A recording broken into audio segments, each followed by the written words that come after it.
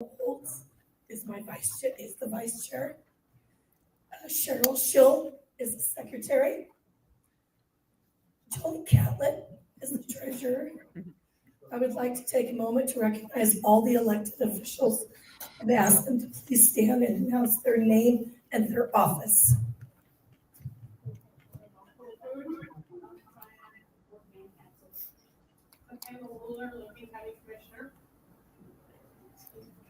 Yes. Oh, we got this done. Is there any vets here tonight? We appreciate them all very greatly. Please give them a round of applause.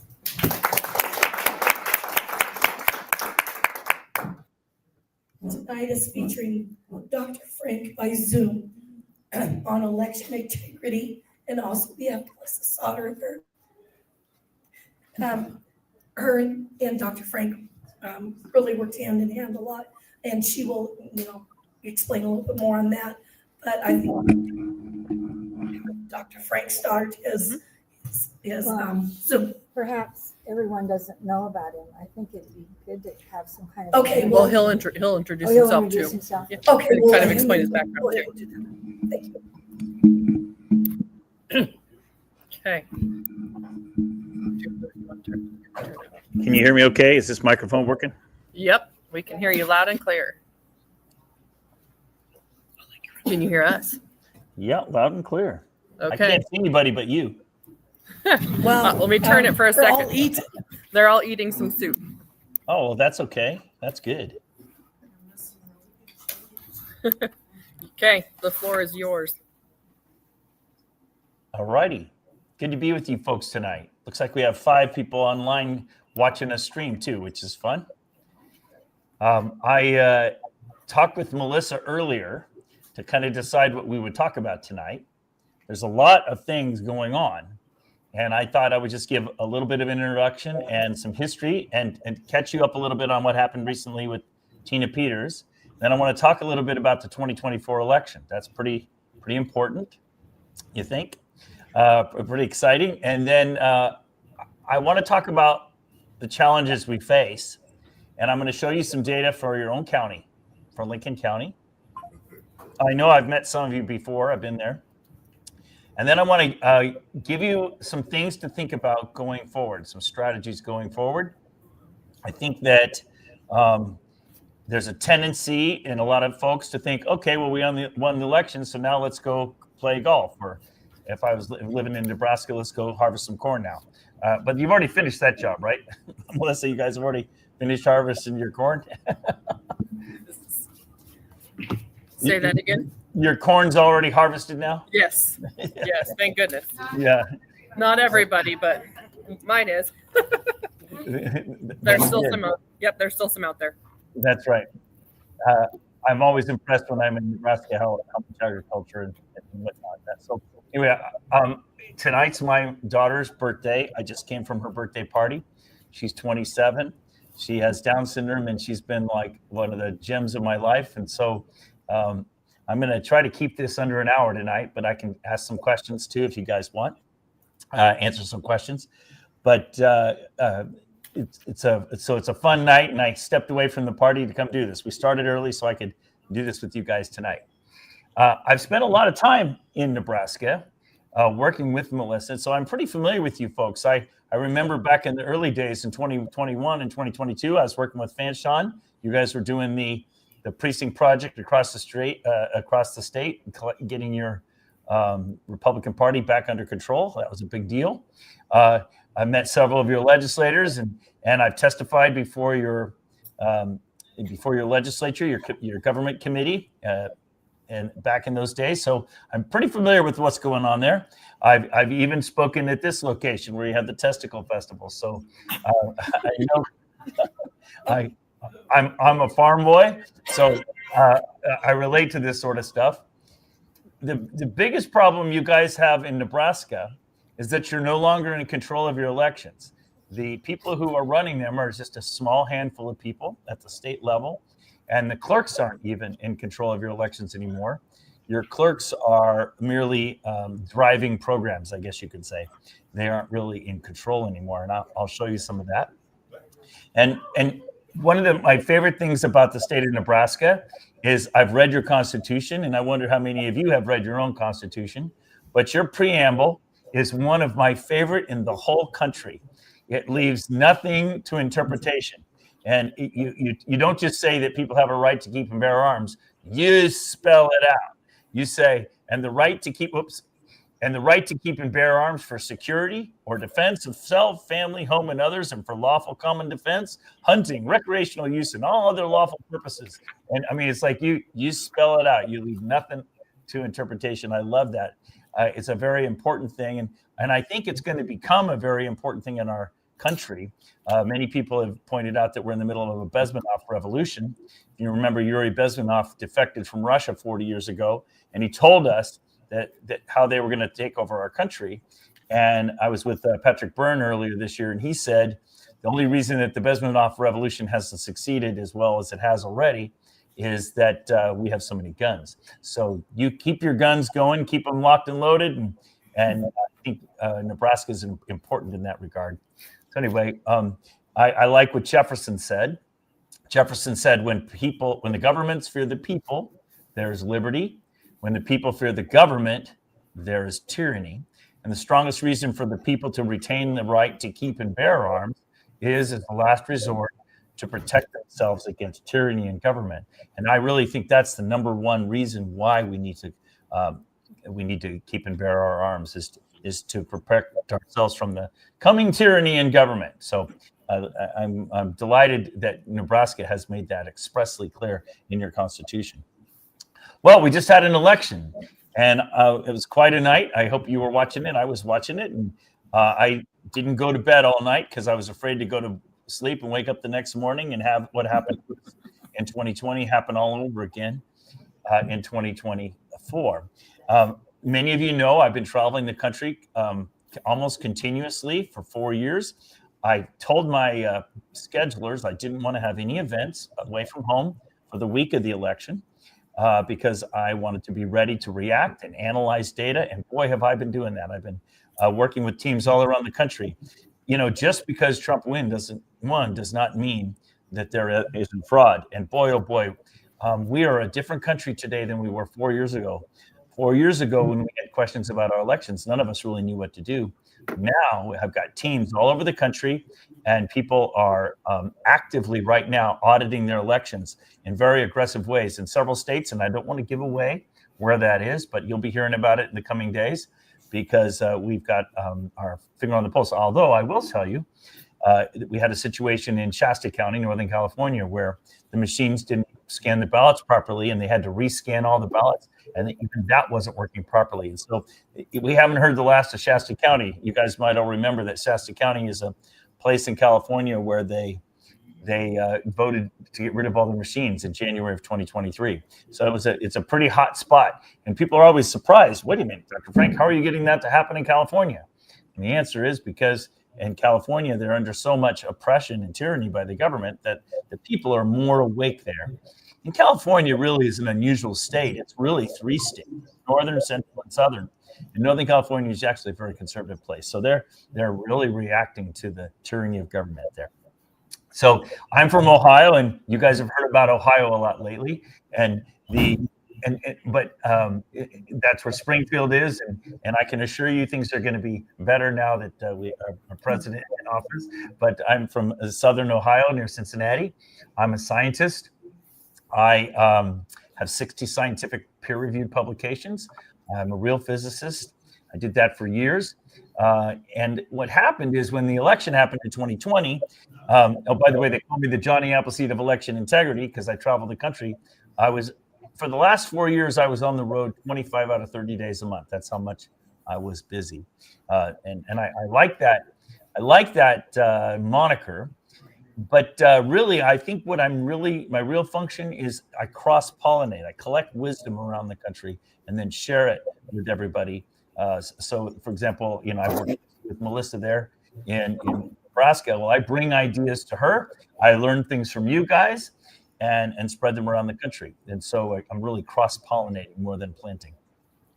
And Melissa asked me to share this story with you guys. How did I get involved in this? And so I'll just tell this story briefly. After the 2020 election, the state of Pennsylvania legislature asked me to be part of their audit. And it was a full forensic audit. It's the clearest, most transparent audit that we had in the 2020 election. I was given access to anything I asked for. And I just wanted to make a couple of things clear. Melissa wanted me to emphasize this to you. Because I had access to information, I was able to uncover certain things.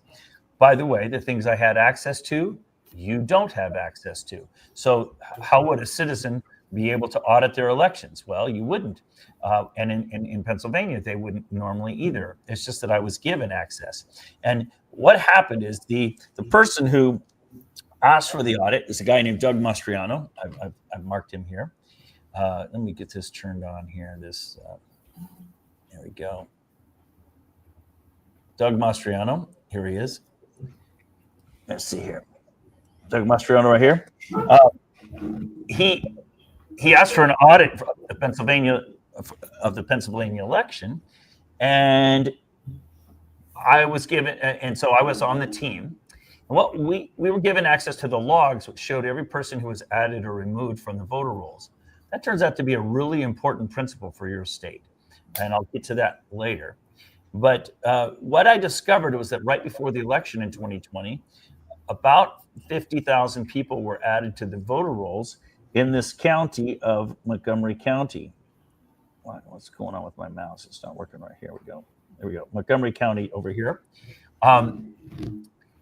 Montgomery County is where you heard 4 Supreme Court cases from. And so I was asked to focus on that, and I did. And the voter rolls showed, the logs showed that 6 weeks before the election, about 50,000 people were added to the voter rolls. These 50,000 people in a county with 500,000 people. So it was a 10% sudden surge.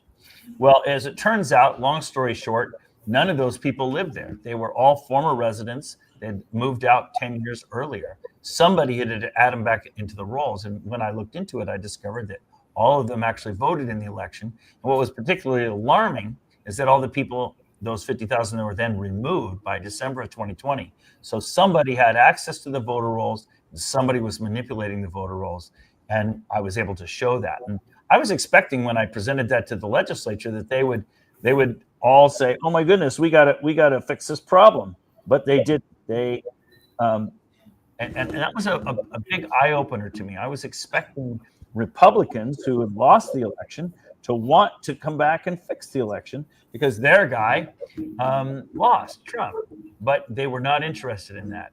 And I'm sure in your state you run into the same thing. I've met with some of your legislators.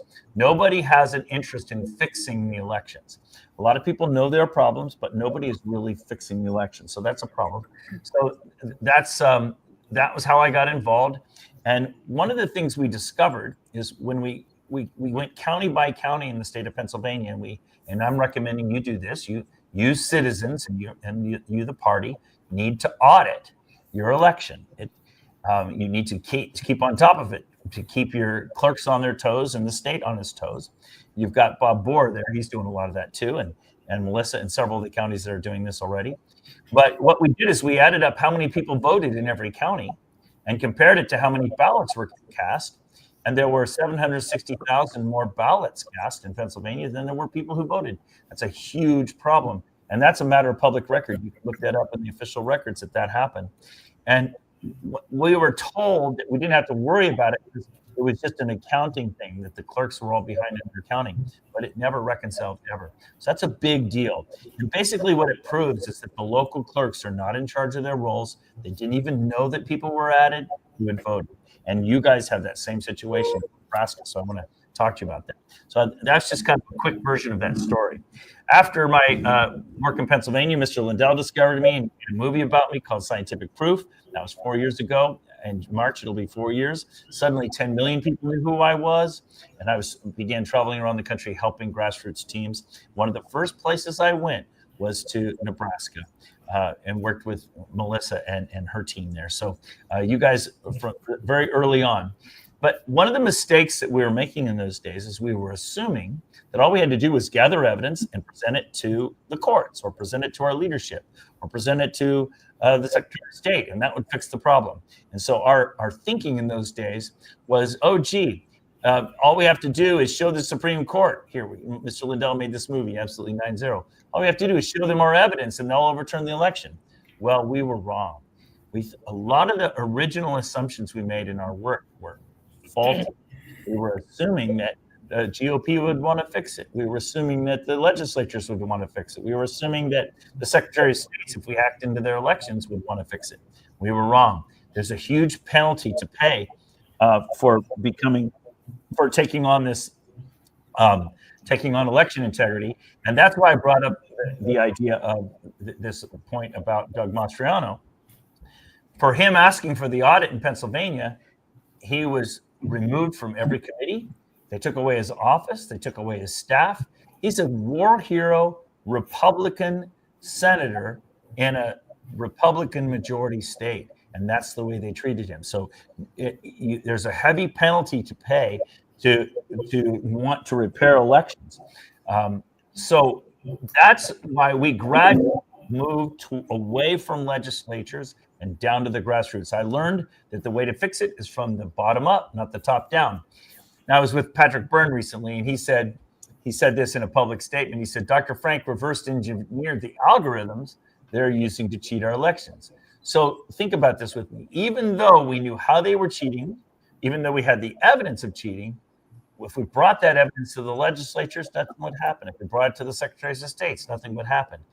We had to learn the lesson that we win this battle from the ground up, not from the top down. I like what Patrick said. He said there are about a dozen tools in the cheating toolbox, and they'll use whichever combination of tools works best in every situation. And so a lot of times you'll hear people, and I know that you guys have discussed some things in your state, saying, oh, gee, all we have to do to fix the problem is get paper ballots. Well, nope, sorry, that's only one of 12 things. There's lots of issues we have to deal with. That's just one of the issues. So you have ES&S machines in all your counties. And so people say, well, we got to get rid of the machines. That'll fix the problem. No, that's just one of 12 problems. You've got 12 problems you've got to fix. And those are just a couple. So now, how are you going to fix that when the legislatures aren't interested in listening to evidence, when the legislatures aren't interested in addressing the problems? And the answer is, from the ground up, at the county level, your county GOP can be an important player in this. If your county GOP is unwilling to engage, then we need to form a local team that will engage. But since I'm talking to the Lincoln GOP, maybe I'm hoping you guys will engage. If you're interested in engaging, I have something I call 7 steps. I think I've got it here. Where is it? Sorry, I'll show it to you later. I've got something called the 7 steps that I'm happy to work with your team and set you up so that you can do the 7 steps. All right. Now, after all that initial work, I got to work with President Trump a little bit. He asked me to be his keynote speaker at his first rally after being out of office. So I'm not the most connected guy, but I do have connections to Trump. I've had dinner with him, a couple of meals with him. He's a good fellow. I'm delighted that he won. I bring that up because after my presentation to the country there in 2021, people were thinking of me as a math teacher, and they're right. I was going around the country teaching everybody math, thinking that that's how I was going to fix this problem. Because if I could just show people, I could show people the algorithms working and that the elections weren't real. And I thought that would fix the problem, but I was wrong. It's not. We don't win with evidence. We win with public movement. And you can see that in our progression here. Mr. Lindell had a cyber symposium in August of 2021. That's when we were showing the electronic evidence we had. A year later, he did the trial of the machines, the moment of truth. We were trying to tell everybody, get rid of your machines. So we moved away from evidence to process. And then finally, a year ago, we were talking about the grassroots. We need to be working at the grassroots level. Mr. Lindell was equipping teams around the country. So you can see our own growth as well. So the reason I'm telling you this history a little bit is I want you to realize that I have grown a lot. When I started this work, I'm a physicist. I think that logic and science and logic and evidence would be all I would need to win this battle, and I was wrong. The way we win this battle is by building local groups, local coalitions, and the local people take over their government and then take back their elections. That's what has to happen. And so that's what I'm going to encourage you guys to do today. All right. So like I said, there are about a dozen things wrong with your elections, and getting rid of one of your 12 tumors doesn't fix the problem. But nevertheless, as I travel the country, everybody is still thinking, oh, all we got to do is do this or do that. So all we need is this lawsuit, or all we need to do is go back to vapor, or all we need to do is get rid of the machines.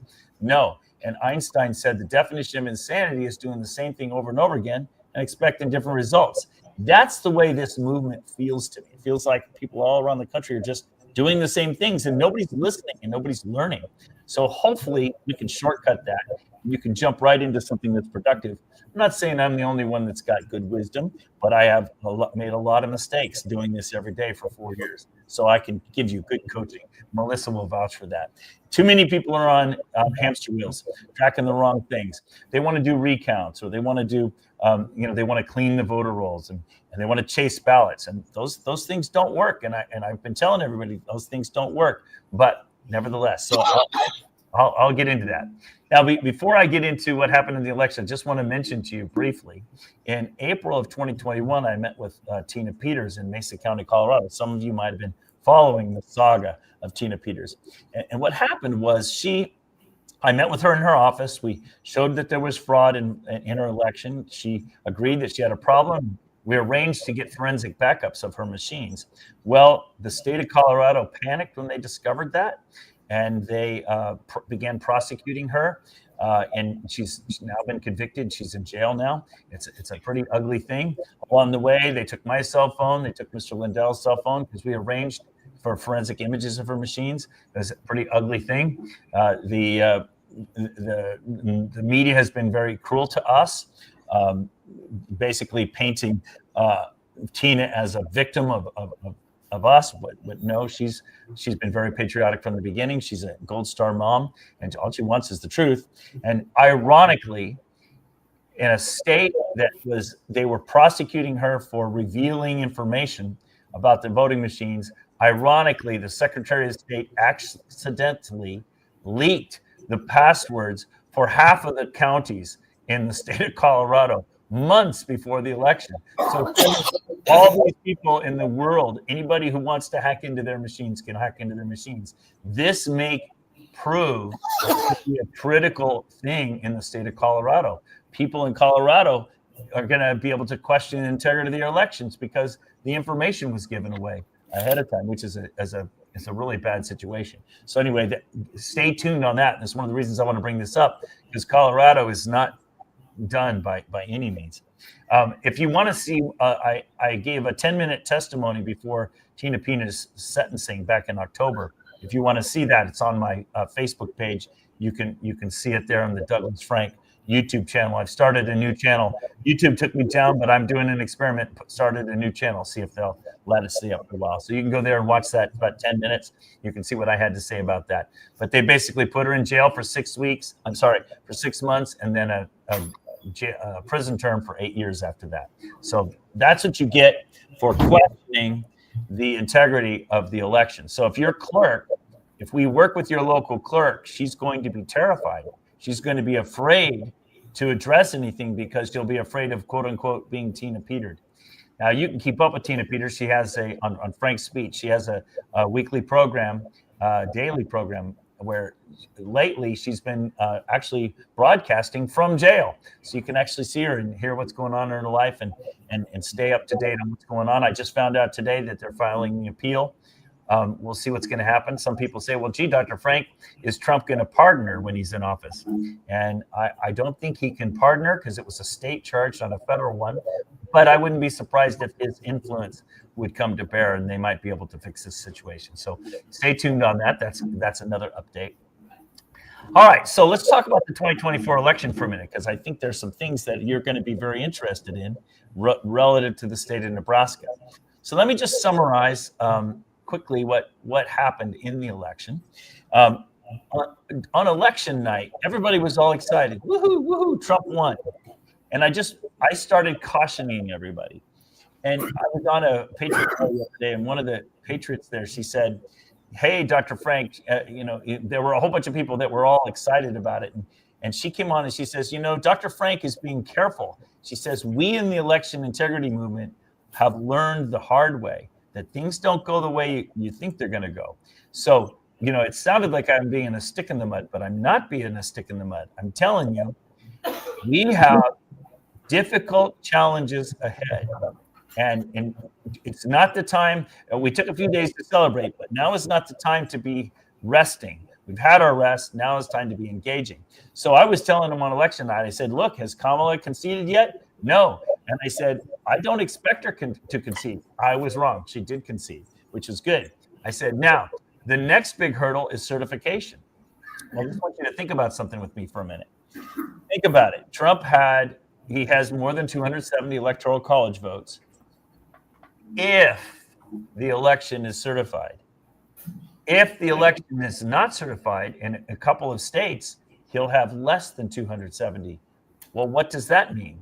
Well, then it goes to the 12th Amendment. You can read the 12th Amendment of the Constitution that says if neither candidate gets a plurality, a majority of the votes from the Electoral College, that it goes to one vote per state, and then the tiebreaker would be the president of the Senate. Guess who the president of the Senate is? Kamala Harris. Okay, and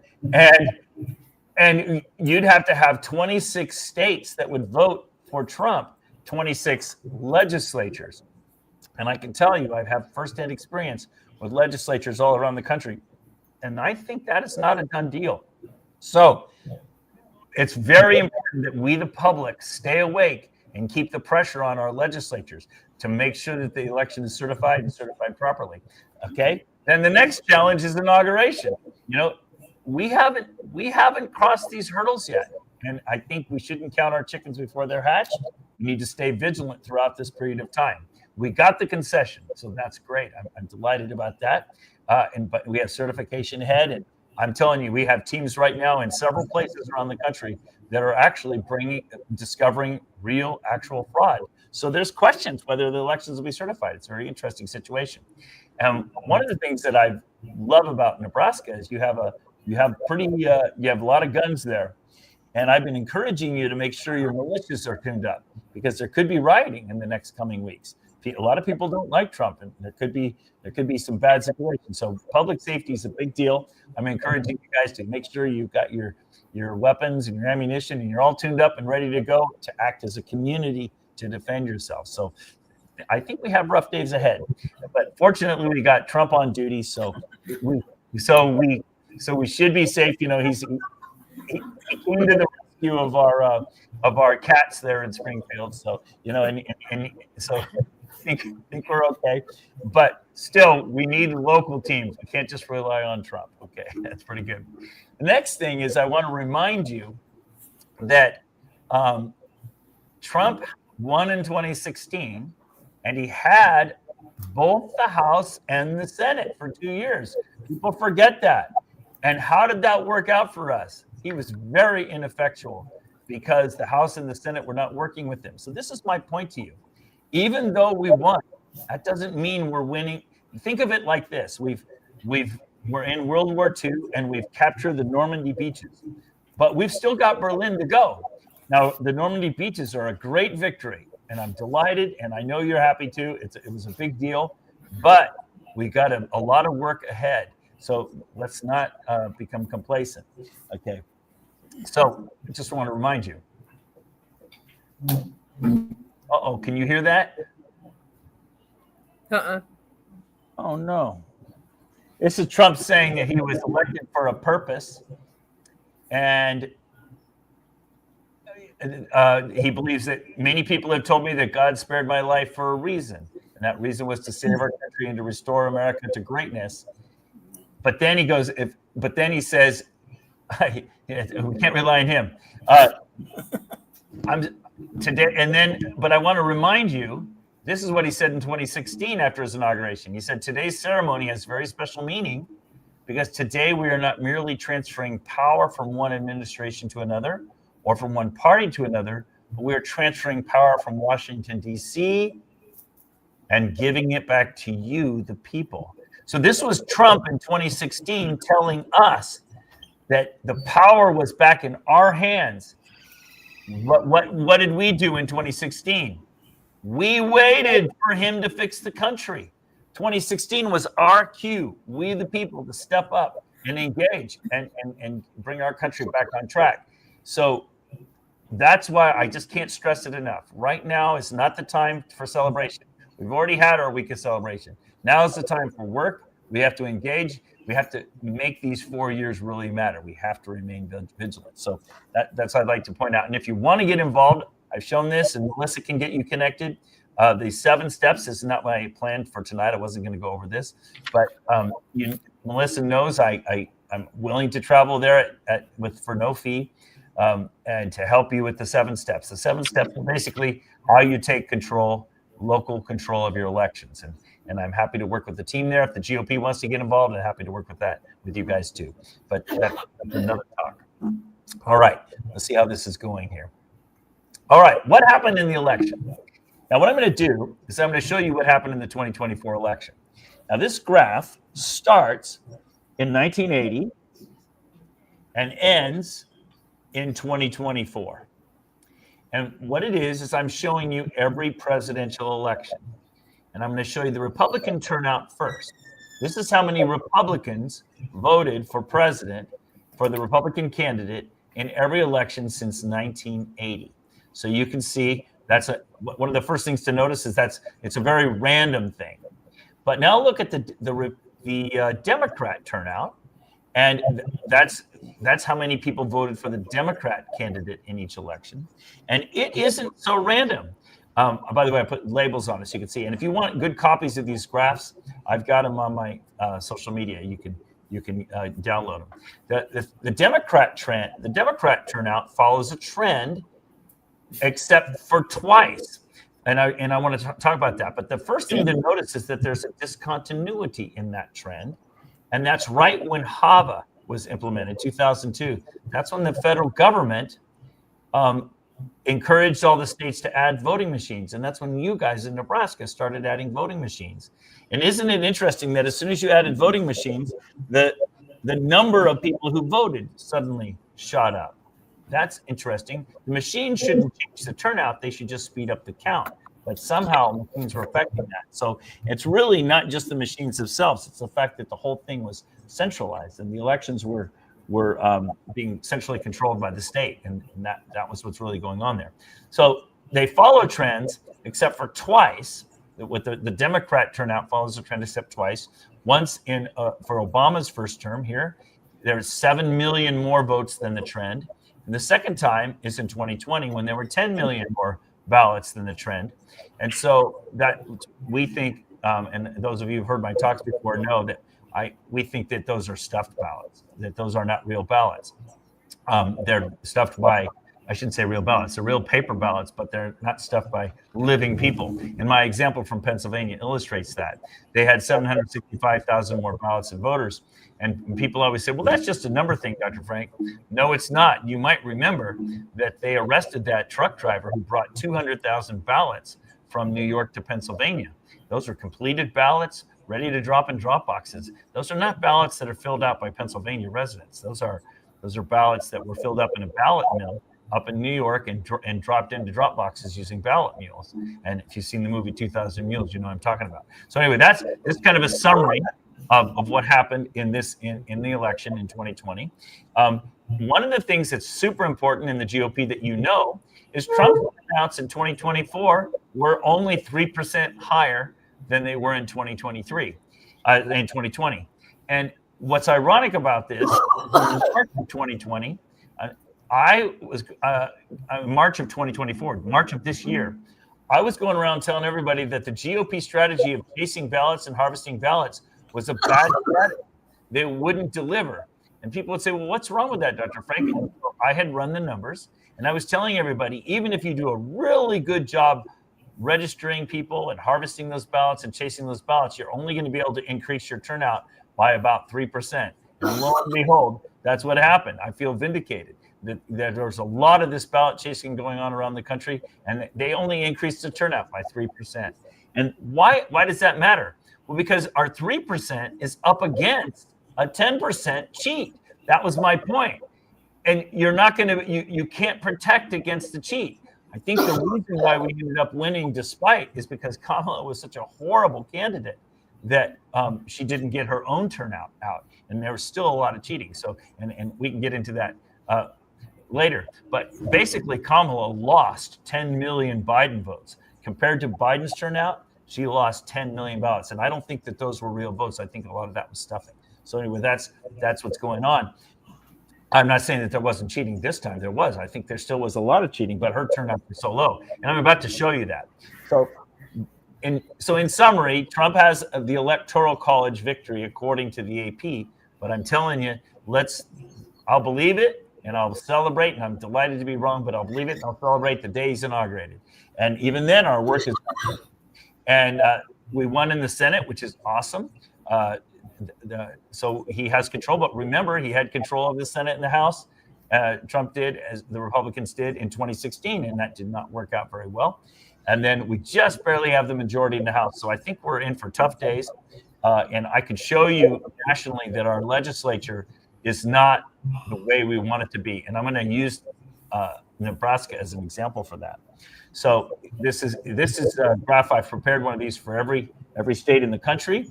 Basically, what this graph shows is across the bottom, this is 0% on the left and 100% over here on the right. This is how consistently do your legislators in your state legislature vote with the Constitution. If they vote 100% of the time with the Constitution, they'd have a red dot over here. But look where your dots are. Your own legislators, despite the fact that you're in the state, do not vote consistently with the Constitution. It's a horrible situation. So the red dots show you your Republicans, and the blue dots show you your Democrats, and you have one independent. So in other words, your own legislators, your own Republican legislators, are not voting consistently with the Constitution. That is a huge cause for alarm. Well, guess what? This is what our national situation looks like too. I can show that graph, but I don't have it handy right here. But that graph, it looks very similar. So if you're expecting your legislature to fix your problems, I think you're waiting for the wrong bus. You need to fix it locally. And I'm challenging the local GOP to address your elections and address some of these other issues as well. Clean up your GOP, because your GOP is giving you these kind of candidates. And you're too conservative a state to justify this. You're way conservative. Your people are way red. I'm about to prove it to you. So if you're way red, why are you electing legislators like this that compromise so much? You need to fix that problem. Here, just for comparison, here's Ohio. You notice how much more constitutionally Ohio votes. Yet, you guys are far more conservative than Ohio, but the Ohio Republican Party has far more discipline and puts in candidates that are far more constitutional than you do. There's no excuse for that. That lies firmly at the feet of the GOP of Nebraska. And you guys need to address that. And I'm familiar with the revitalization that's been going on, and I encourage you to continue that with the precinct strategy. You need to keep going down that road. All right. So I'm just going to show you some graphs. I'm not going to spend a lot of time, but I just want to give you a sense. What I've done is I've shown for every state how many Republican votes were cast. How many let me say that again. How many votes were cast for the Republican candidate? And what I've done is I've sorted them from biggest to smallest state. And so you can see that in general, the number of Republican votes are going up. What happens is, here's the state of Texas, and I'm showing you 12 elections from 1980 all the way up to 2024. And so you can see for the state of Texas how many votes went for the Republican presidential candidate. See that in every state. And so in general, you could say that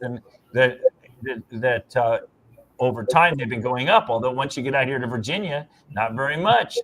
New Jersey, it's about the same amount every time in the last couple of elections. Missouri, no more votes for Trump than they had in the election before. Just kind of see, and I'll show you Nebraska here in a second. Just wanted you to see the whole country. We could spend a lot of time on this. I just want you to see the trend of it. I'm going to zoom in now on Nebraska so you can see Nebraska.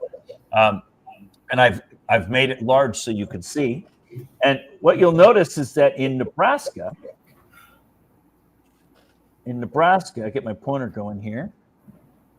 You had barely a fraction of a percent more votes for Trump in 2024 than you did in 2020. So you might hear people saying, "Oh, we did a great job. We turned out all these Republicans." No, you didn't increase it at all. You had the same number this time around as you had last time around, which is I think maybe surprising to you.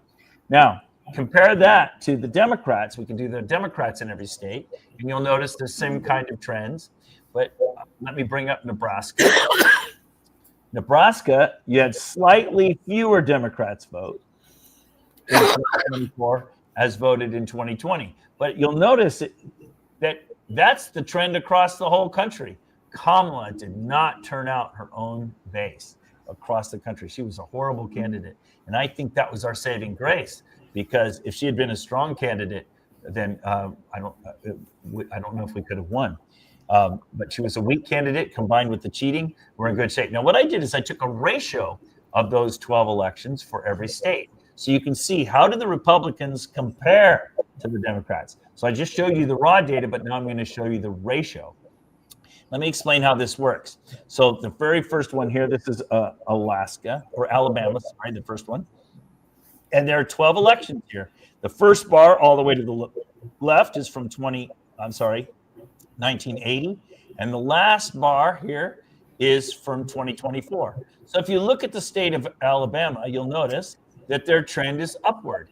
So in other words, the ratio of Republican turnout to Democrat turnout is increasing. So in other words, Alabama is becoming more Republican. It's becoming more MAGA. Okay, contrast that to Alaska. No, they're becoming less Republican. This line here, this one, is if there was an even number of Republican and Democrat ballots for president. And I just give you another example. Colorado is dramatically becoming more Democratic, not more Republican. And same with Idaho. You would think Idaho, come on, that place is conservative. Nope, they're losing ground. They're losing ground in the state of Idaho. They're becoming more Democrat, less Republican. Indiana, red Indiana. I was just there the other day meeting with officials after the election. Some of the counties there are so fed up because during the 2024 election, they couldn't run their local elections because the machines all went down. Guess why their machines went down? Because they couldn't connect to the internet. Wait a minute. Our machines aren't supposed to have to be connected to the internet to operate. But we're going to be working in that state to get rid of the machines. We've got good argument. So that's Indiana. Where Iowa looks like it's about flat. So not much change in Iowa. But Kansas, conservative Kansas, look, they're becoming less Republican. So in other words, the nice thing about showing these kind of graphs is you're going to hear all kinds of pundit comments about what's happening in our country, but here are the actual data. You can actually see in all these graphs I put on my webpage, so you can, on my social media, so you can see them. And let me just get to Nebraska because I know you guys are going to be most interested in that. What I did is I zoomed in on that so you could have a look at that. This is your state for the last 12 elections, and if you look at it, it's the worst Republican ratio in a win that you've had yet. You're headed downhill. So your state's in trouble. You might have won. You're 1.5 to 1 for Trump. 3 votes for Trump for 2 votes for Harris, but you're headed the wrong direction. This should set off the alarm. You guys got to address this quickly because you're headed the wrong direction. All right. So in other words, that's a good summary of what's happened. Now for your whole state of Nebraska, this shows from 1968 all the way up to 2024, how many people are in your state of voting age.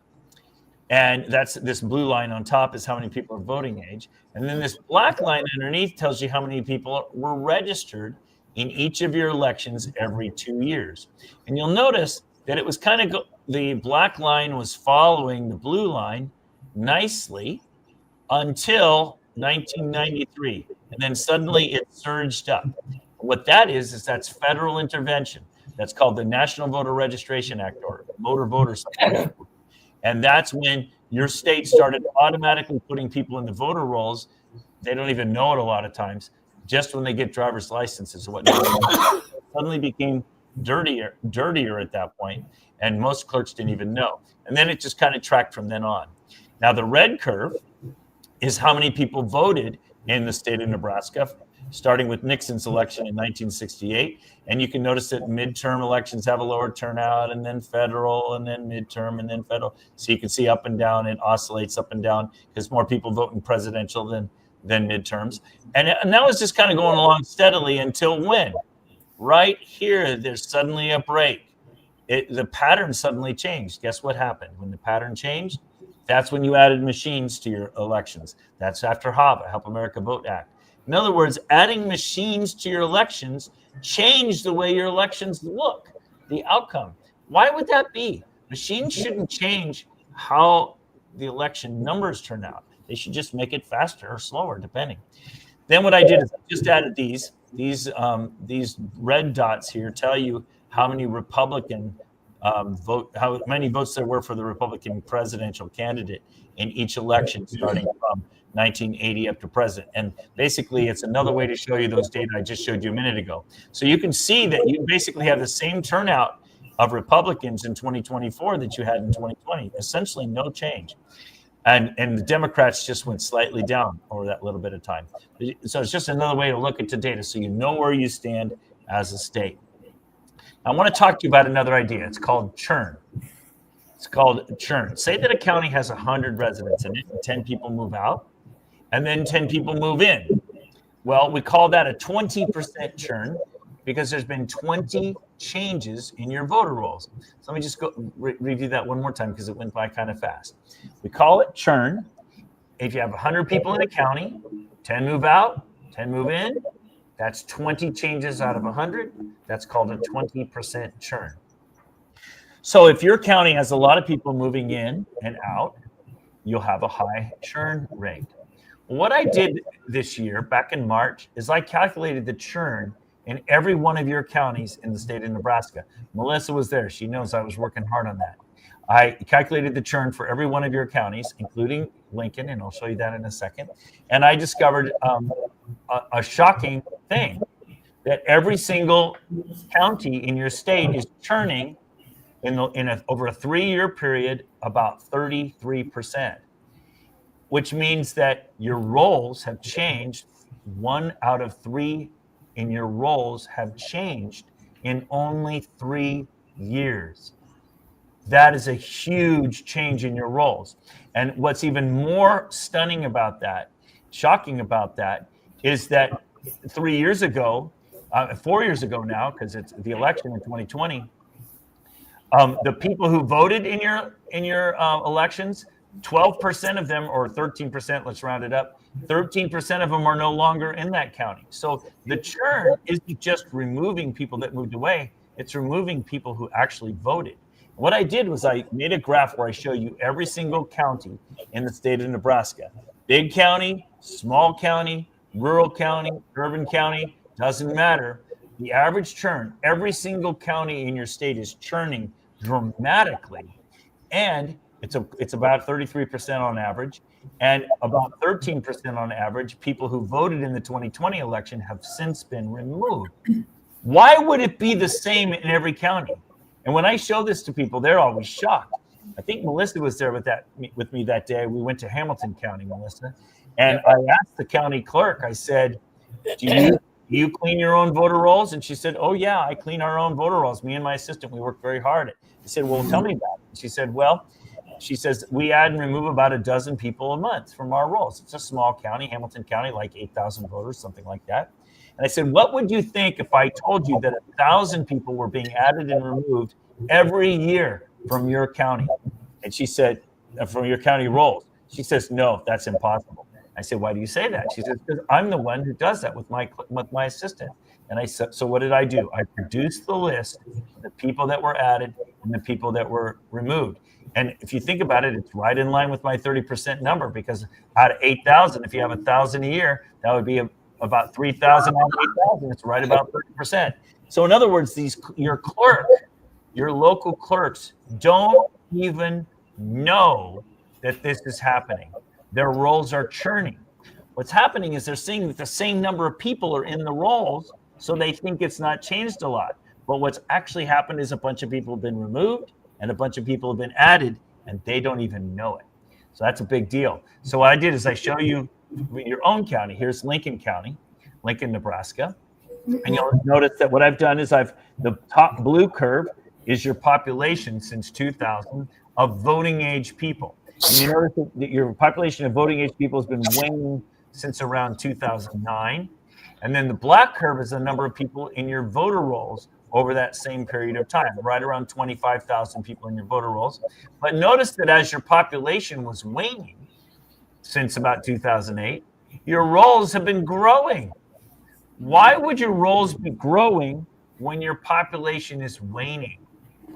That's an important question to ask. Well, and then what I also did is on this graph, I show you the churn. You had, from the period from 2021 to 2024, 3-year period of time, you had a 30% churn in your rolls. In other words, 3 out of 10 people in your rolls are new 3 years later. That's a huge amount of churn. And it's in every county in your state. And furthermore, you have 12% of your voters were removed over that same period of time. So in other words, in 2021, it looks like you had around 13,000, 14,000 voters. And then that's those people, 12% of them are no longer in the rolls as of 2024. So why am I showing you this? Because you need to understand that you're not in control of your own rolls. Somebody else is in control of your rolls. Your clerk is not doing this. The state is doing this. So I always tell people that the most important thing for you to do, the first thing is for you to download a copy of your voter rolls and then cut the umbilical cord to the state and don't let them in your rolls anymore. Start cleaning your own rolls. Now, I've met with clerks in your state, and they tell me that in your state, they get a list every Friday from the state of people who have died in their county, and they use that list to clean up the rolls. Well, that's fine, but you don't want to let the state do that. You want your county people to do that. Your county people are the ones you trust, and local control is important. Now, I just wanted to show you this graph. This isn't a fun graph. All I did was just show you 4 different counties from 2019 up to 2024. And what this is it's month by month, how many people are in your voter rolls shown as a percentage. I have to show it as a percentage because some of these are big counties and some of them are small counties. But I just wanted you to see that they all have this same little bump. There's an inflation of the rolls right before the election in 2020, and then afterwards the rolls are cleaned up, just like I described in Pennsylvania. And you'll notice that right after the 2023 election, boom, or 2022 election, sorry, boom, all the counties have this same purge. That's not your clerk doing that. It's your state system doing that. And I don't think you should let the state do that. I think you should be responsible for adding every person to the rolls, and you should be responsible for removing. And if, as long as you're letting somebody else do that, you're out of control of your election. And my whole point is you need to be in control. Now, one of the things I always hear from people in Nebraska is they say, oh, Dr. Frank, that churn you're talking about, oh, that's just the students moving in and out. So I did this, and you can see this on my Rumble page. I did this kind of a graph for every, oops, sorry, I clicked the button on accident, for every county in your state. And what I did is I show you the age distribution across the bottom of this graph is the age of your voter in the voter rolls, and who got added. 2 different voter roll changes are shown in green, and who got removed by age, shown in red. In other words, it's uniform across age. It's not just students. There are people being added and removed of all ages. And it's not your clerk doing it. It's the state doing it. So anyway, that's why I showed you that. All right. So in summary, I like quoting Stalin. Stalin says it's enough that the people know there was an election. The people who cast the votes, that's you, decide nothing. The people who count the votes decide everything. And guess what? That's not you. And I think we should be the ones in charge of our elections. We should be the one deciding everything, not some faraway place. And so that's why I teach the 7 steps. I'm teaching you how to get back control of your elections. Now, there's a whole strategy going forward. And I always tell people that the first thing you have to do is you have to change the way you think about our country, because you have to realize we're at war right now as a country. Let me. I got to change the present here. Hang on. We're at war as a country. Let's see here. I need to start this thing here. Don't stay.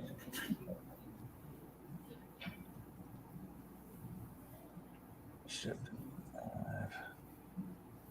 I don't have a producer. I'm doing this myself.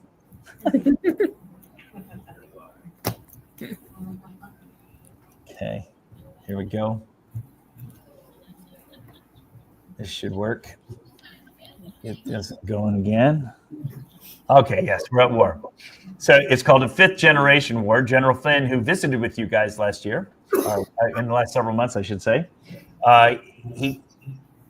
they're taking over our country right in front of our face without firing a shot. It's called 5th generation warfare, and he's an expert at this. He knows what he's talking about because that's what he did for his career, is take over other countries using 5th generation warfare. And so we, if you haven't seen this movie, he came and premiered it in your state several months ago. In fact, you were with me that day, Melissa. That was a great day. Mm-hmm. And the way he describes our situation, he says he doesn't know more a serious way to express this. The situation is grave. We're in a very dangerous situation. And I see my number one job is to wake people up, to realize, and hopefully that graph I showed you of you losing, you're losing your Republican majority rapidly in your state. Hopefully that does wake you up. The situation is grave. We have to step up.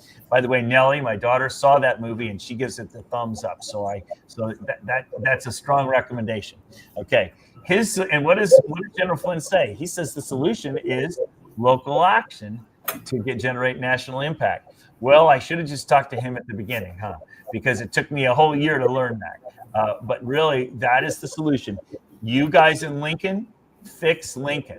Lincoln is where the solution is in your situation.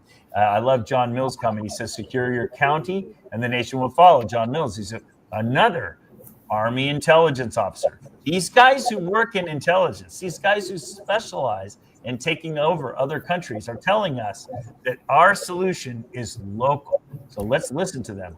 And then Tony Shoup, one of my favorite super moms, she says education is key, but the fix is local. And she's right. That's where we need to go. I already mentioned Yuri Bezmenov, so I'll move ahead on that. All right. Hi, how am I doing here, Melissa?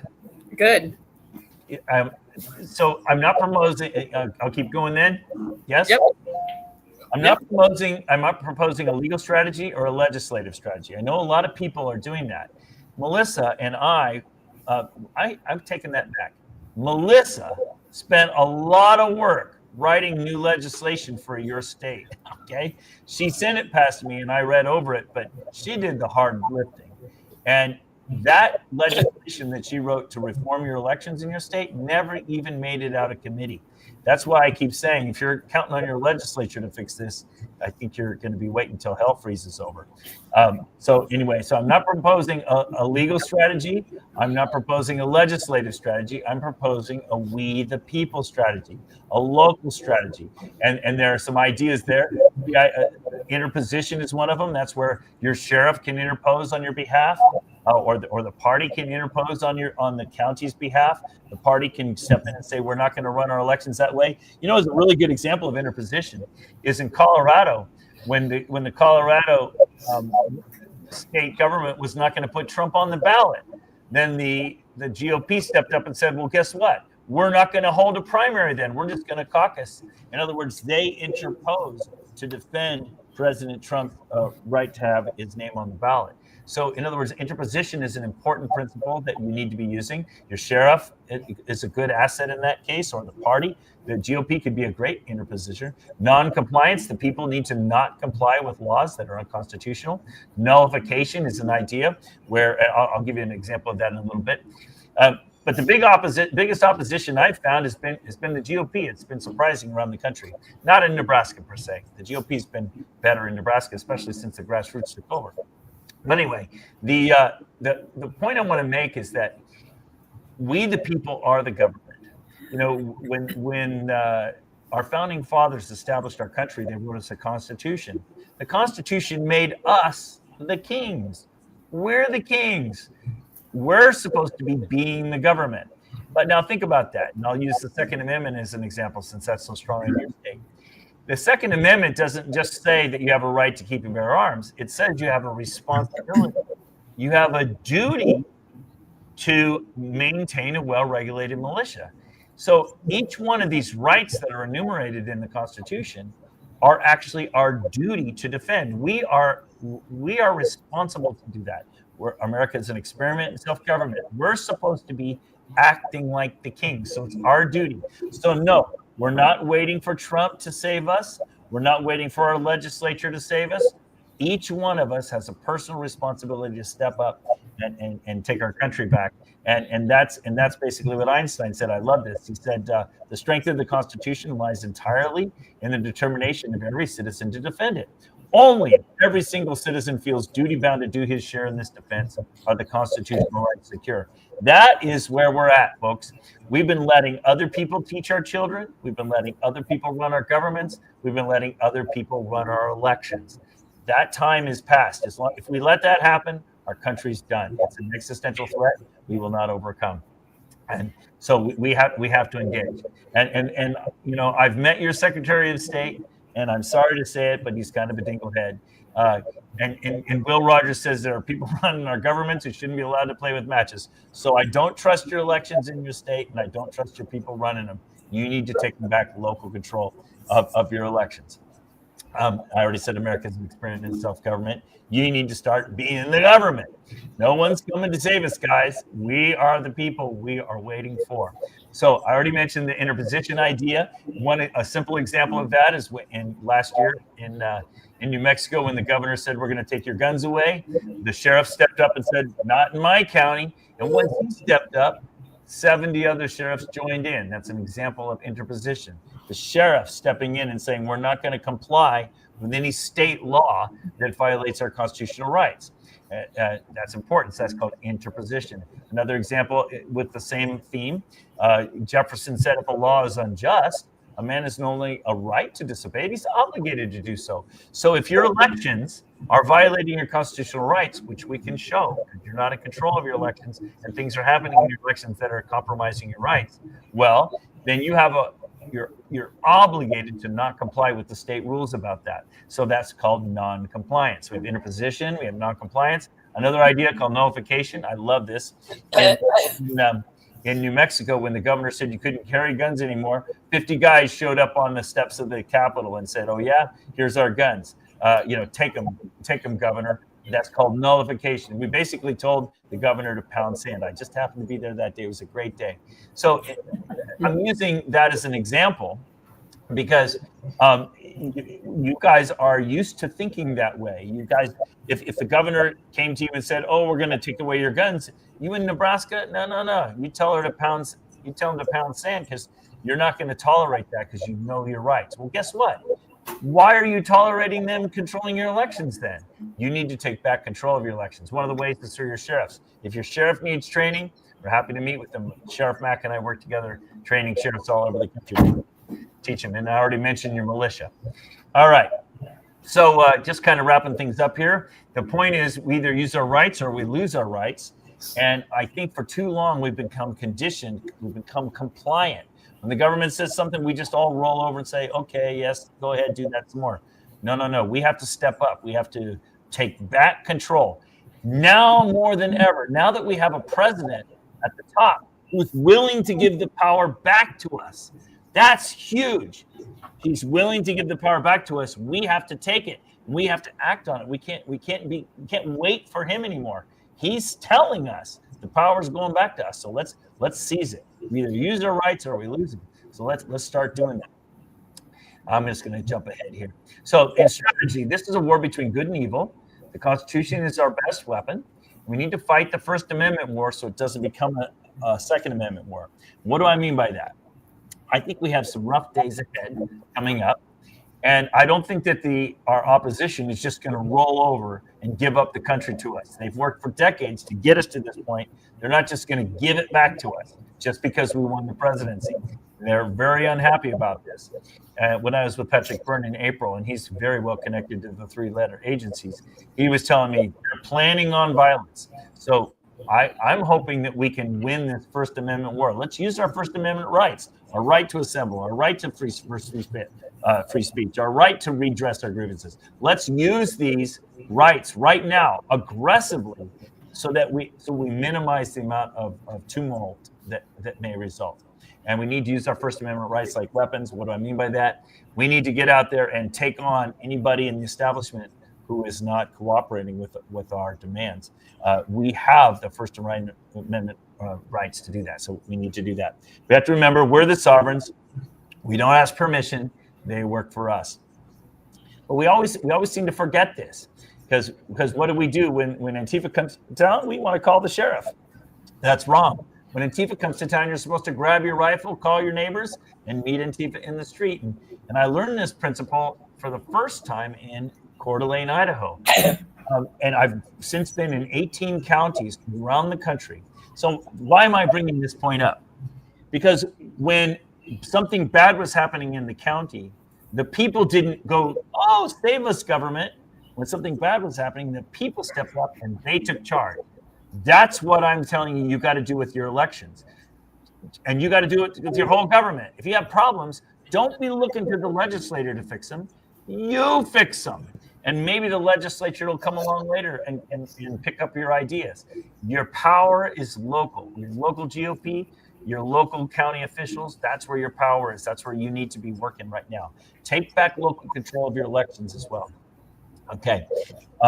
So just like in Coeur d'Alene, they defended themselves because they are the government. They weren't counting on somebody else. And it doesn't take a majority to prevail, just an irate, tireless minority keen on setting brush fires of freedom in the minds of men. When it comes to the Second Amendment, we all understand this, especially you in Nebraska understand this. The government says we have to turn in our guns. What do we say? We tell them, pound sand, baby, come and take our guns. Which end of the barrel do you want first? I heard somebody say. I really like that. If they say, but when they say we want to come take away your ballots, we just roll over to them without a fight. What's wrong with us? We need to take back local control of our elections where we can monitor and make sure that everything's clean and everything's transparent. So stop giving it away. It's your constitutional duty to defend your constitutional voice. All right. I think I'm going to end there. I'm not going to tell that story. I think I'm going to point out your power is in your own community as a group. And you have to remember that you have the power. I'm reading a book. Let me grab it. It's called Blueprint for Revolution by Popovich. And I'm shocked. If you look at this, you're going to notice I have writing on almost every page in the first half of the book. What I've learned over the last 4 years, I mean, I started out as a physicist, right? I started out thinking I could save the world with truth and evidence and data. What I've learned is that really the people have the power, but they just don't know it. And this guy, Popovich, he's the one who started the revolution in Serbia. He started it in Egypt. He started in Syria. How did he do that? He basically empowered the people. And and in other words, we the people have the power. We just are not used to thinking that way. And what's shocking is as I'm reading along, and I'll go, yeah, that idea worked for me in that county. Yeah, that idea worked in that county. So I have a lot of strategy and tactics too to bring to you guys. So I'm happy to help. I'm not just selling myself. I don't charge a fee. Melissa will tell you that. But I'm happy to help you guys take back local control of your elections. And I'm really looking forward to our coming years together as we take on the establishment and restore power to the people. And how about if I end there and take questions? Very good. Can you go back to the churn real quick and for this county? Yeah. And do specific numbers instead of percentages. How many people each year are being added and removed from their county voter rolls? Okay, hang on. I will do that. And what's the total population? Yep, I know exactly what you're asking. Total population of 34,000, 36,000. Okay. For all of Lincoln County, total population. Okay, and then how many registered voters? 23,600. Okay, so 23.6 on registered voters. All right, what I did is I brought up the Excel spreadsheet. Perfect.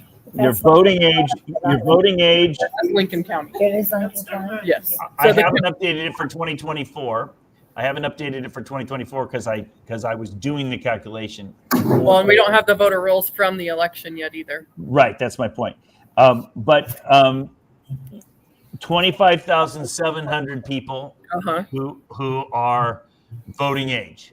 Well, it's from we got them at the beginning of 2024. So February of 2024 voter rolls are in this. Yeah. Michaela, Yes. Michaela, you can just go up to Yeah, come this. sit. You can come sit right here too. I can't see it. Take a picture of that screen right there. Yeah, It's right going there. to the screen. So that's the number. So your round numbers, you've got about 26,000 people of voting age. Actually, since it's diminishing, I imagine that you're probably around 25,000.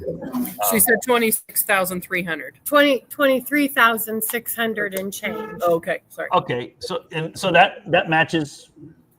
That's in the ballpark, yes. Ish. Yep. Ish. But that means this blue curve's even lower, right? Yep. So that would be right about where my mouse pointer is right here. No, the blue curve is fine because that's population. The black Yeah. line is No. The blue curve is the voting age population. The blue curve is voting The age. blue curve.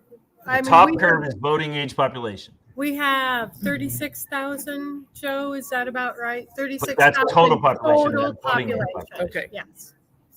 Voting age population around 25,500, I'd say. 23,600. Registered voters, but there's more people that could be registered that aren't.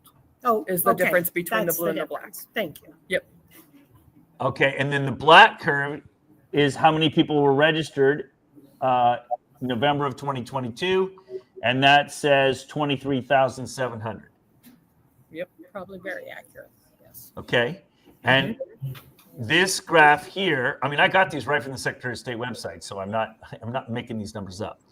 This dotted line, you notice that's diminishing here, shows you how many people were in the rolls in 2020 election that are no longer in the rolls. Wow. Okay, they've been removed from the rolls. How Okay, many? What total number is that from each year? Do you know? 30% of 24,000 would be about 0.3 of 24 would be about 7,000 total. So 30% is so about 2,500 a year. So 2,500, and that's not moving within the county. That's completely removed. Completely removed from the rolls. So, Dr. Frank, earlier in your presentation, you said that because I know that our county clerk and her employees do scrub our voter rolls. They even go as far as getting notices from the funeral homes on people that have passed. Yeah. They send out postcards and wait for responses. Right. Clarifying for people that have either moved out of the county. Right. They do the work.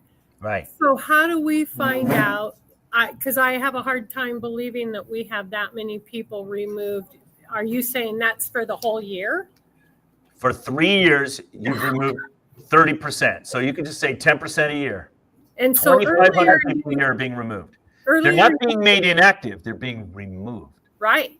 Earlier, you said it's not our county officials doing that, No. that it is the state. Yes. How do we find out that information? Well, what I did is I have copies of the voter rolls from I have snapshots, they're called. So I have a snapshot from January of 2021, which is right after the 2020 election, a snapshot from 22, snapshot from 23, snapshot from 24, January of each of those years. And I've compared the rolls name by name. And I can give you that list and show you who was removed. I can actually give that to you. Now, I would appreciate that. yes. This is the county commissioner that you're speaking to, Dr. Frank. Oh, thank you. I'd be delighted. Okay. And there's another one over here to my left. Let me finish that idea. Because you asked a really good question. Your clerk sends out postcards, right? Mm-hmm. If a postcard doesn't come back, she doesn't remove them. She makes them inactive.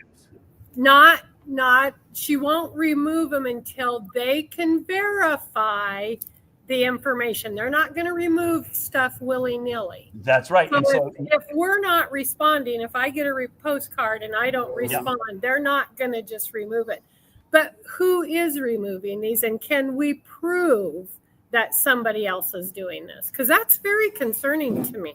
I would be very concerned about it. And, when I testified before the Hamilton County people, the clerk, in front of everybody, she had to admit she wasn't removing them. And I think it was in Polk County, Melissa, I think you were with me that day. The county clerk said, oh, she loves it that the state does that work for her because it saves her all the work. In other words, she knows it's happening, but she's not in control of it, if that makes sense. The state, they're all consolidated in one location. All 93 counties are consolidated into the Secretary of State's office. So the Secretary of State's office has access to every county's voter rolls. And if anybody hacks in or gains access to that one list, they can do anything they want to any county in the state of Nebraska. And when clerks are looking at their voter rolls, they're only looking at the total number. They're not doing name by name comparison that Dr. Frank did to find this information. No, and so they don't, and to them, it looks like it's the same number of people. So they don't realize how much is happening. And when they change it, it's not like they're working on their own copy of their rolls and then making changes and updating the state. No, they log into the state system to change the rolls. They don't keep their own rolls that they report to the state. They're using the state system. So all this stuff happens in the background that they don't even track. So if that's the case, if that's the only method that they're following to scrub our rolls, then explain why are we looking at obituaries, and why are we contacting funeral homes to verify? Why are we sending postcards? Because that's the procedure I have been updated on. Yes. That we follow here in Lincoln County. Every Friday, according to the lady in Polk County, and I've heard it in other counties as well, and Melissa heard this one, which is why I'm referring to this one. The clerk in Polk County, she said every Friday she gets a list of everybody who died in their county, and she purges those from the rolls. When she gets it from the state, she purges it. But if the federal law says, if a voter misses two federal elections in a row, then they have to send postcards to those people. If the postcard doesn't come back, then they make them inactive. Okay, but they don't remove them yet. And so, in other words, there's this long, tedious process to remove them, which is why in this graph, when I show you this graph, it's not surprising that your rolls are growing despite the fact that your population is waning, because you're not keeping up with the cleaning process. That's what it's all about. So so all you have to do, and I don't mean this in an aggressive way, I just mean this in a factual way. You can say to your clerk, show me everybody that you removed, okay, from the rolls, and just pick a year. Show me everybody you added. And then you'll have a list, and then you can compare the two snapshots that the Secretary of State provided, and you will see how many more the Secretary of State added and removed. And I can give you those data, and I can put them in your hand. Absolutely. I will make sure that you have my contact information, Yes. and you send me that, and I will gladly go. I have a great relationship with our election commissioner. She is a woman of integrity, and she does a lot for this county. Yes. If that is indeed the case, she would want to know too. Let me say something about that. The factual. Yes. I want the facts. Yes, and I want to stress something about that. I'm not saying anything bad about her. Did you notice? Correct. And what I'm saying is the state system is the problem. I trust your local clerk more than I trust the state. I want her in charge of your election, not somebody else, because I trust her. Too. And that is not the situation you're in, and that's a problem. And that's why I'm telling you that's the solution. Now, but I'm going to say something because I brought up the Tina Peters situation. Excuse me.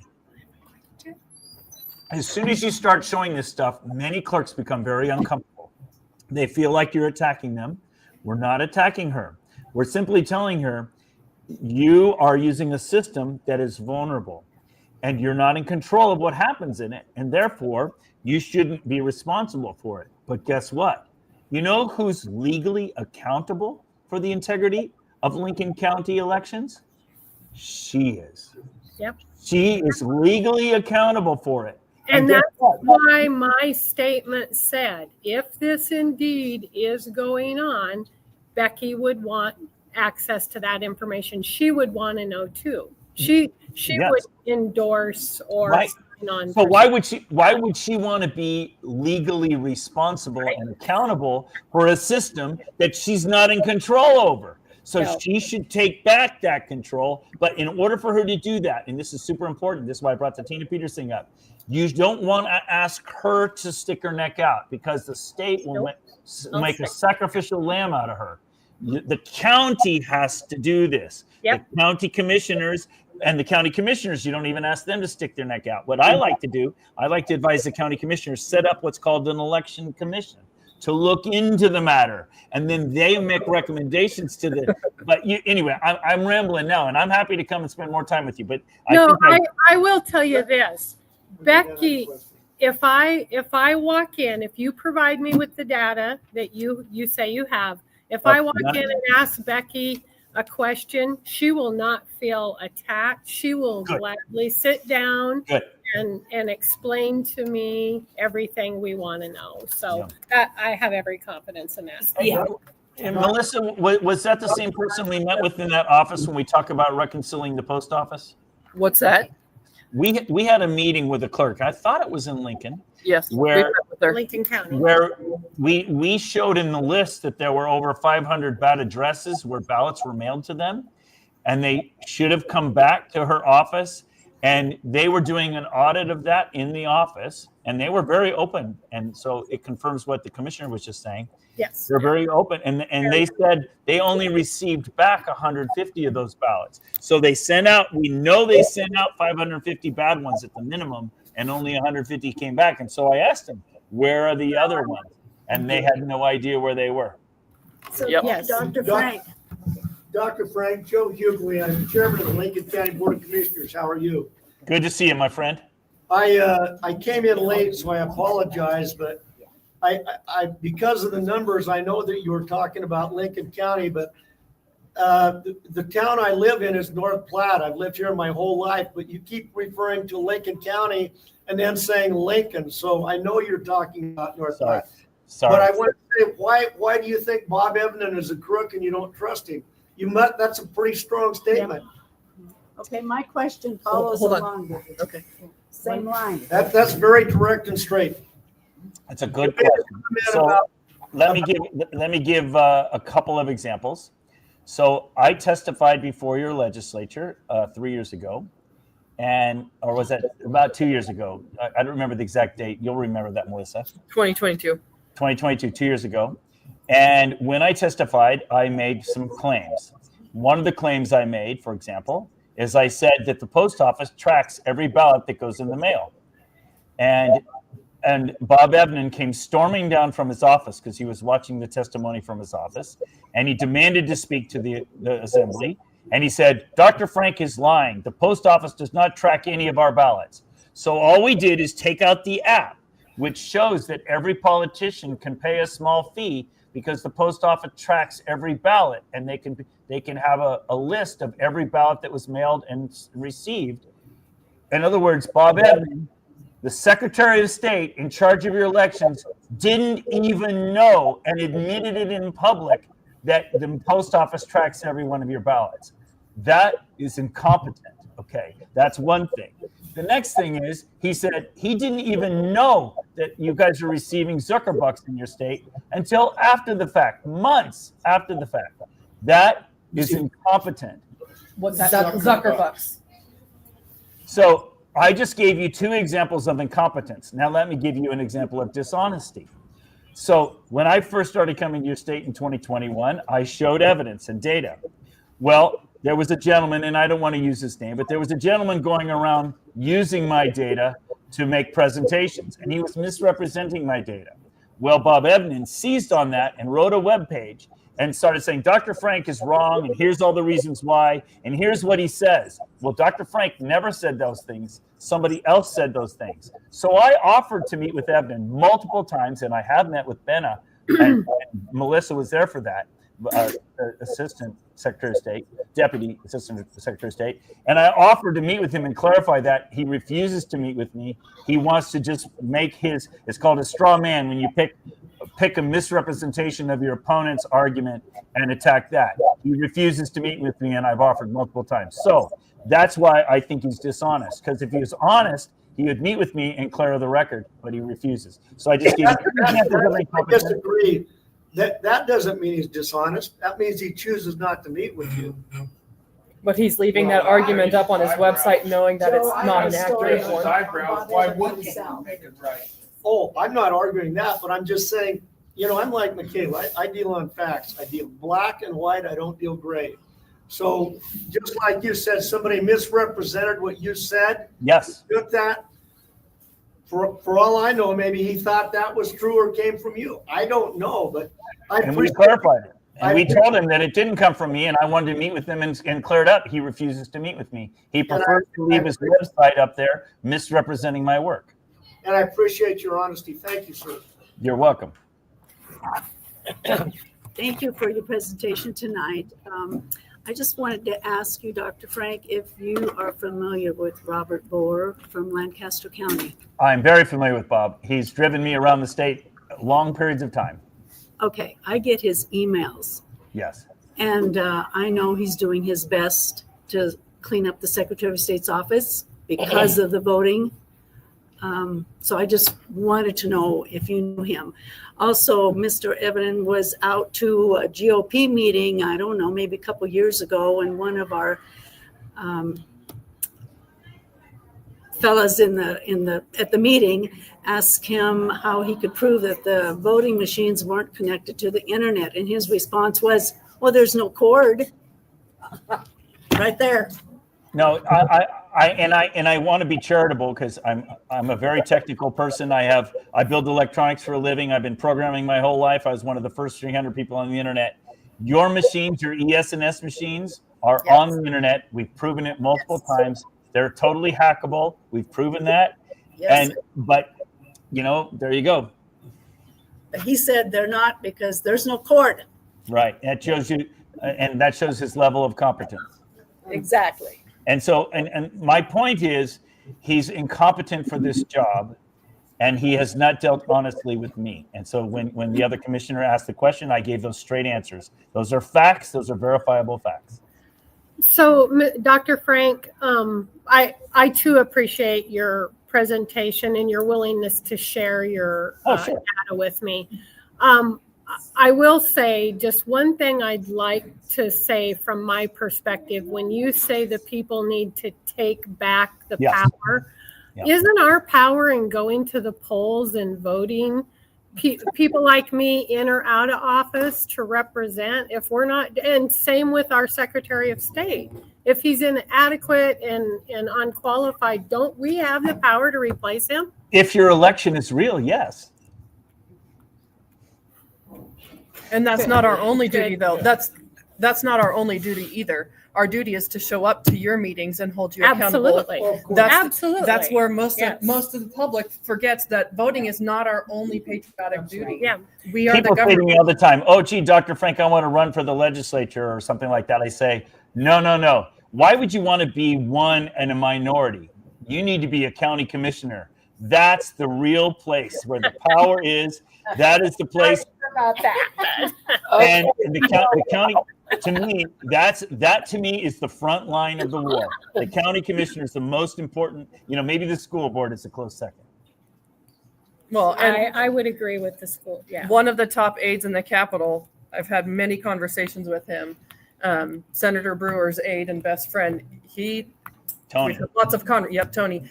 He has told me that the counties in the state of Nebraska hold more power than any of the states surrounding us, touching us. But we don't know it, and the legislature likes that we don't know that. Ding.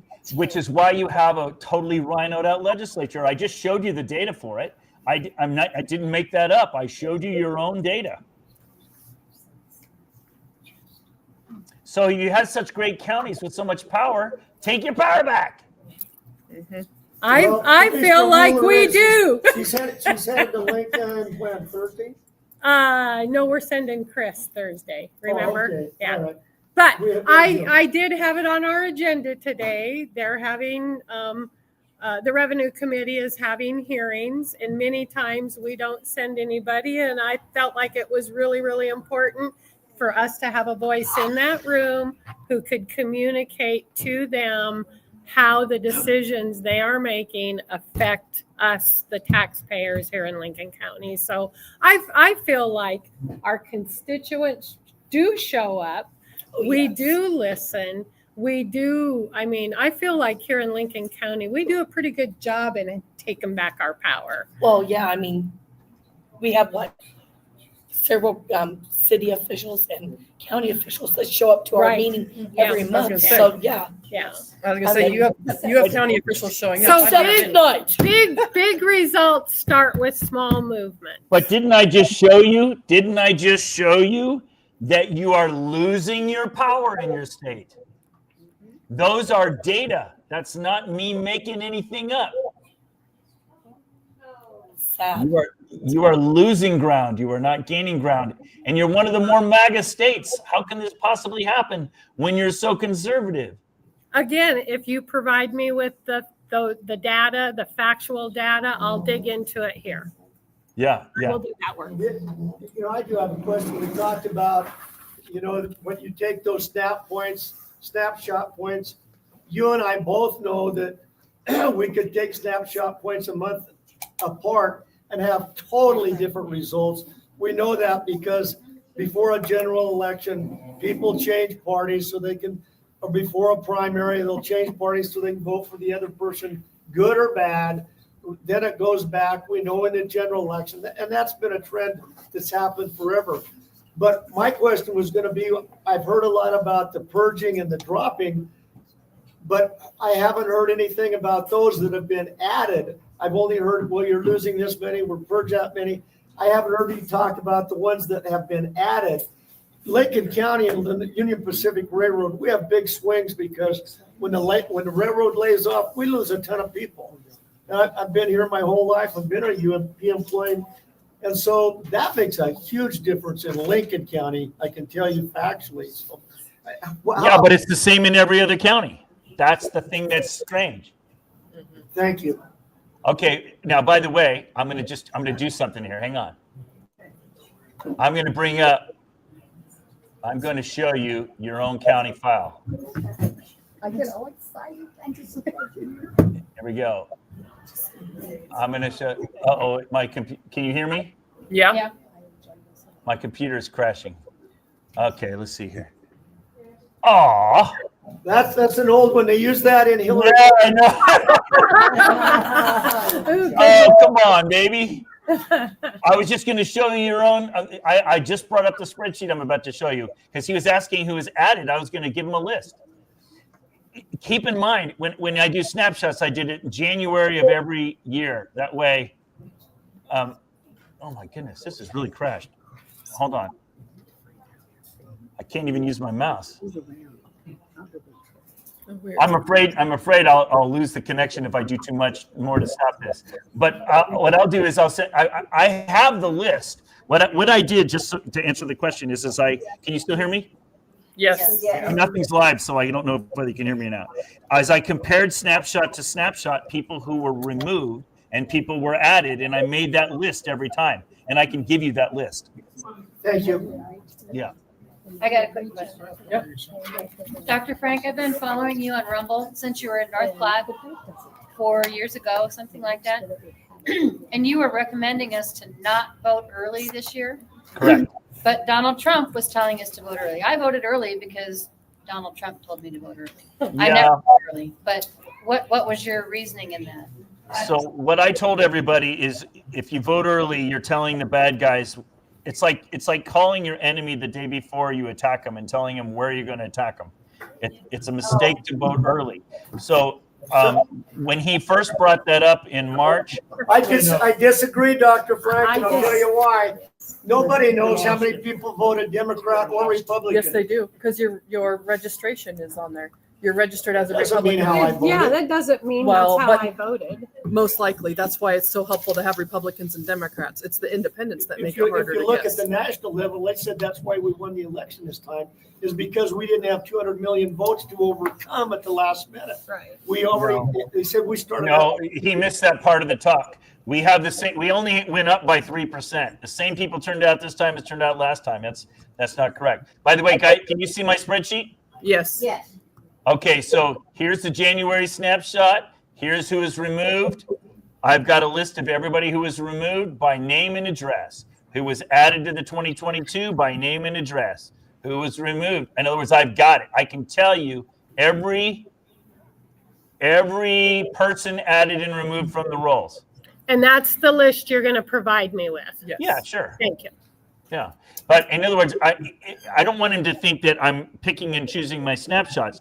That's not at all what's happening here. What's happening is if a person is in the rolls in 1 year and not in the rolls the next year, that's a big deal. And you've lost 30%, the same as all the other counties. That's the problem.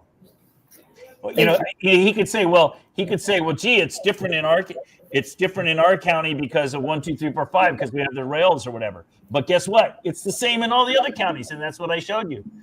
Same big county, small county, urban county, doesn't matter. They're all the same.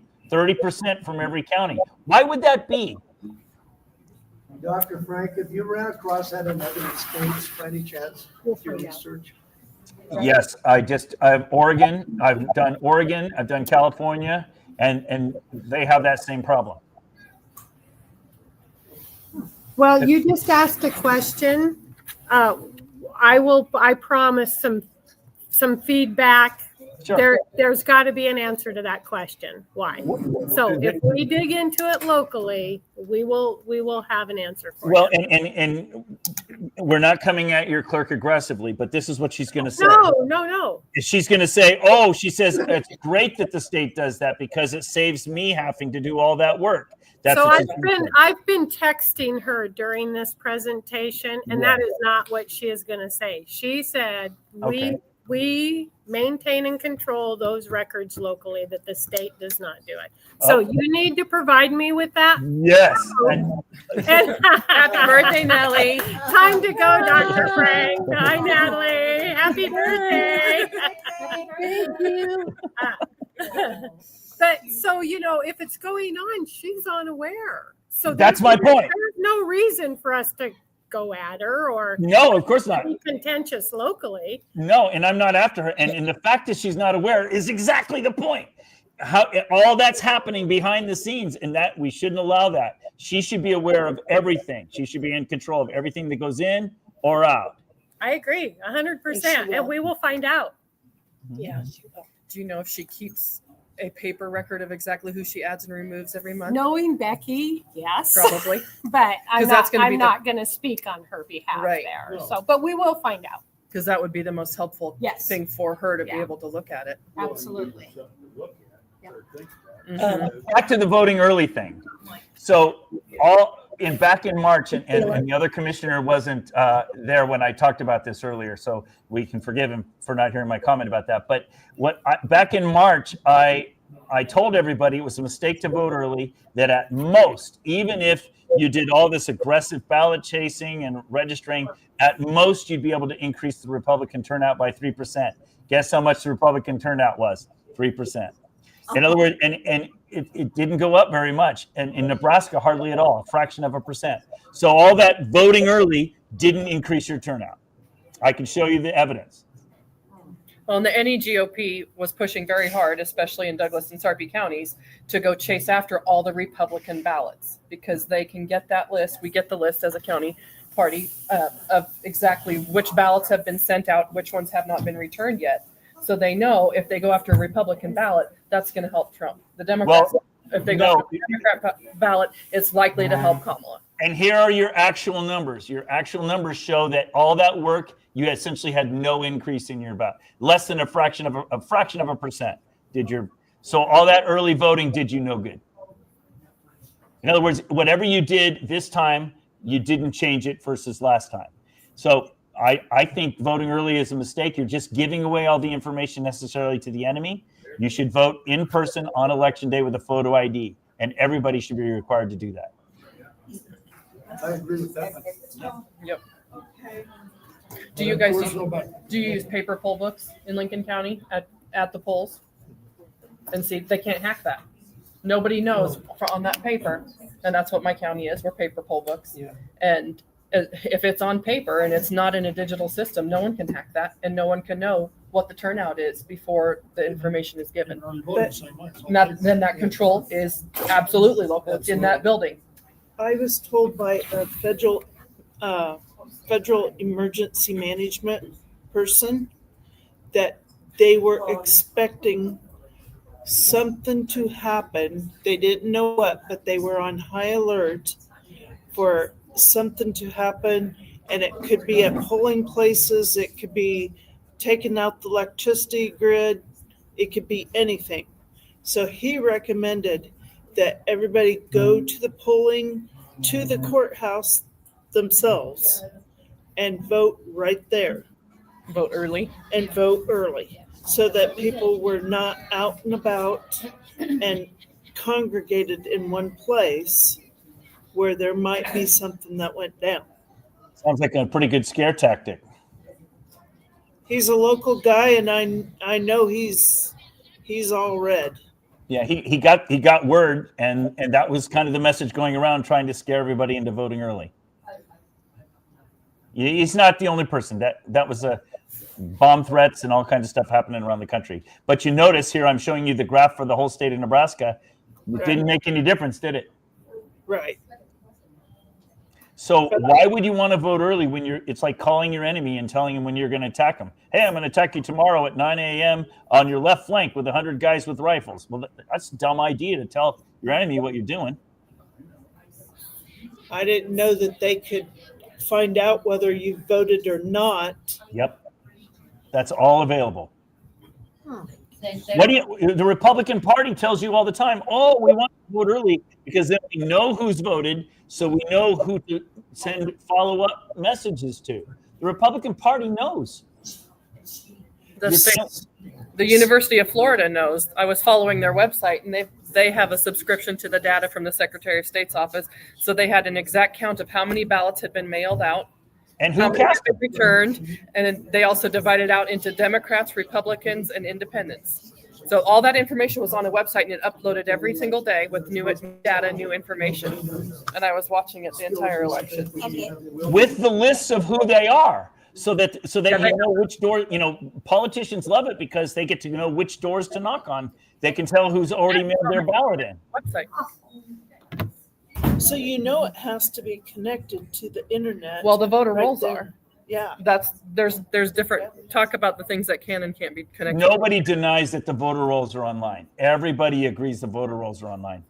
The argument is whether the tabulators are online or not. And you'll notice everybody's arguing, oh, we want to be able to scan the ballots in advance of election day. That's the worst ever because the tabulators are reporting the tallies in real time. How do we know? We have the recordings of it. Okay. We have the recordings of it on networks showing that the machines, ES&S in particular, is particularly egregious in this regard.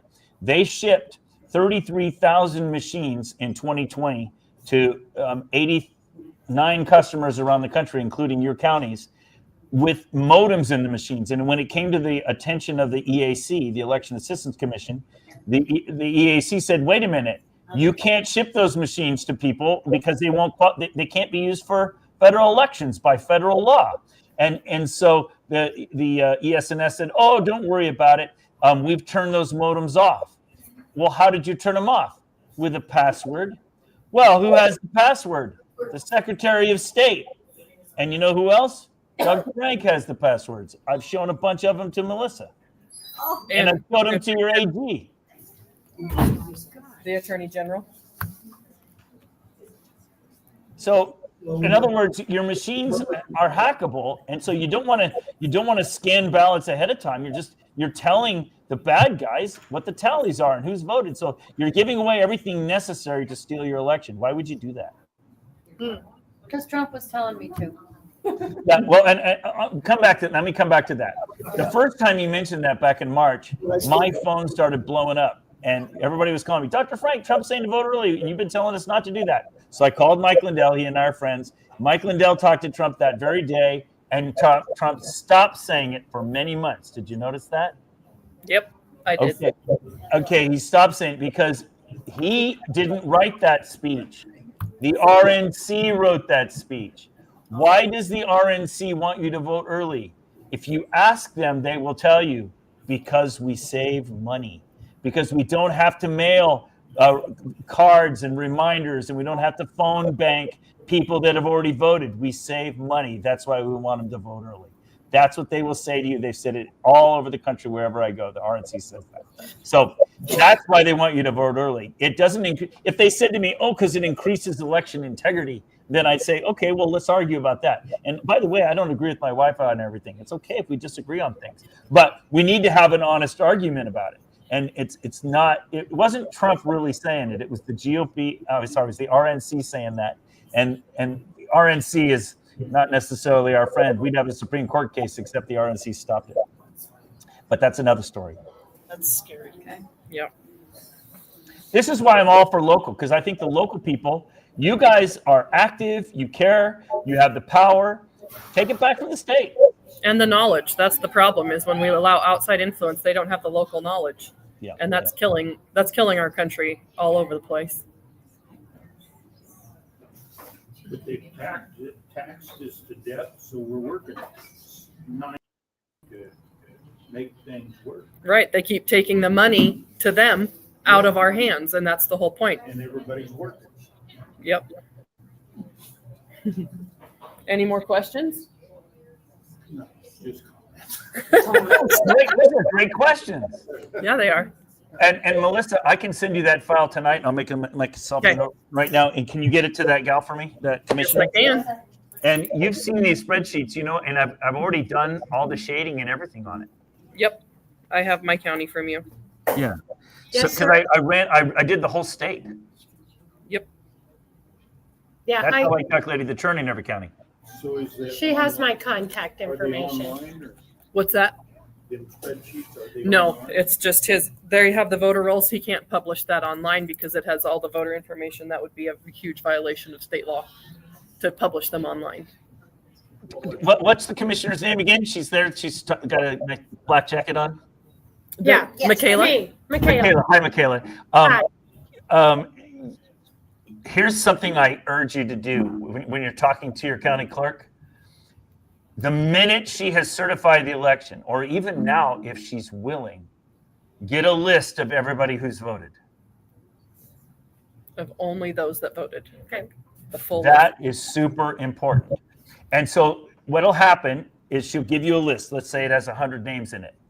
And then what you're going to do is you're going to compare it to what the Secretary of State is reporting as the people who voted. And what I've learned is those numbers do not reconcile.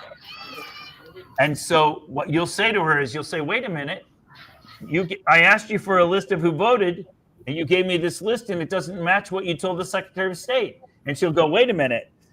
And you just proved to her that she's not in control. Well, you better wait till it's certified, because that's the two different things I was talking about. Right. Those are two different numbers, so we got to keep apples to apples. The commissioner is correct, but get the list of the names who voted Because as they soon don't as you retain. possibly can. We tried getting that after the 2020 election, and there were missing names.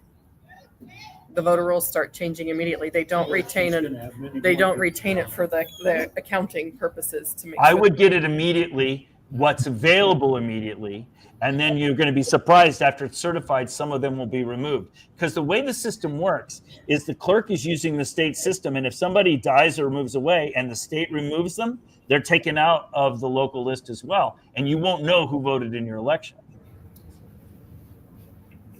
That's a way you can show that your clerk is not in charge. And that's not a malicious attack on her. It's just the way the system works. Right. I mean, isn't there, maybe I'm being very naive here. I always think that everybody is like me, right? Yeah, me too.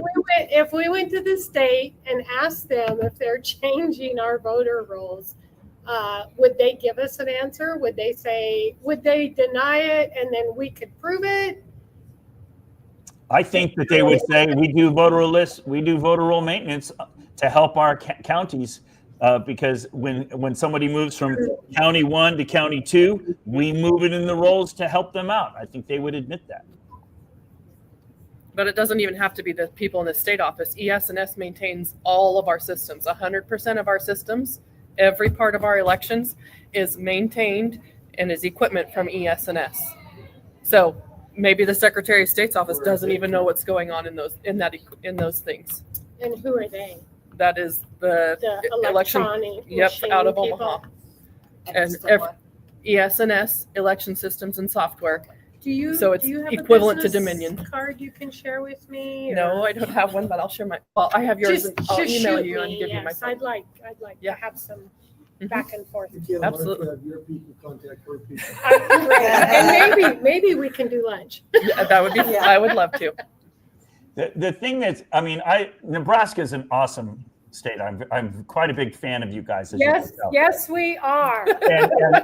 And so when I see this, it really is worrisome to me, because I don't see you as a state quickly becoming Democrat, but the data say you are. Yeah. I mean, you are headed maybe 4 years from now. If you follow this trend, you're in trouble. And you're a conservative red state. This doesn't make any sense. So I wasn't going to share this because I don't like to say things that make Nebraskans look like we're not paying attention. But I do know I had heard from very reliable, trustworthy sources that when Biden stepped out and they announced Kamala Harris, people didn't understand that you can vote for whatever presidential candidate that you want, that there was an influx primarily of women going to the courthouses wanting to change parties because they wanted to vote for a woman. They did not understand that you can be a registered Republican and still vote for a Democrat in a presidential race. In any general election. In any general election. But do you notice here that this black line that I've drawn has nothing to do with that? This is 12 elections here from 1980 Over that many period, to 2024. This is from 1980 to 2024. This is 12 presidential elections in a row, and your trend is blue in your state. That is very concerning.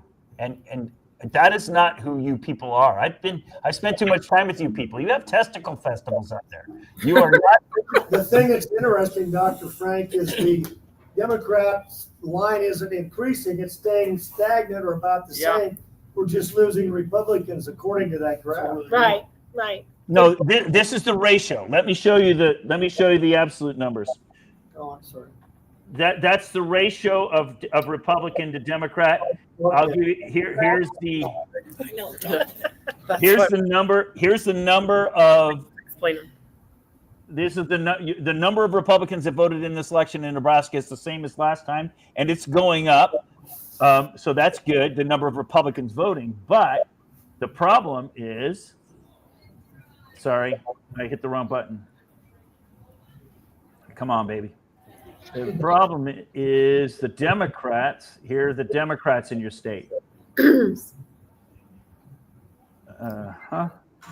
Democrats are going up faster. So the number of Democrats voting in your state is growing faster than the number of Republicans growing in your state, which is why the ratio is going down. Same as the trend for rural urban population. As we all know, we're losing a ton of rural population, and it is becoming more urban, and that kind of follows that It trend, does follow that unfortunately. trend. Yeah. Yeah. So right now, I mean, if I was God for a day in Nebraska, your legislature needs to change. Because you need your legislature to pass laws to protect your elections now, to keep them secure, because it's your legislature is going to become increasingly weak if you don't fix this right away. And that's where I'm going. So we just can't register any more Democrats after 2025. Yes. That's why I like numbers. I mean, numbers don't lie. And You that's notice I've got numbers to back up what I'm saying. That's why my request was, give me the numbers. I want to have the numbers, the name, factual. Yes. Yeah. Not emotion. Don't care about that. Yeah, I'm happy to do it. Thank you so much. Pleasure to meet you all. Thank you. Thank you. You need to go celebrate your beautiful daughter's birthday. Thank you, guys. It sounds like we're wrapping it up there, Melissa. I think so. Any more questions? I appreciate it. Nope. Thank you. That was excellent. Did you have a question? Nope. Okay. If they want more help, Melissa, you know how to schedule me, and I'm happy to get out there. And I don't charge a fee. Yep. Sounds good. We'll Okay. be in touch. Thank you. Thank you. Thank Bye-bye. you.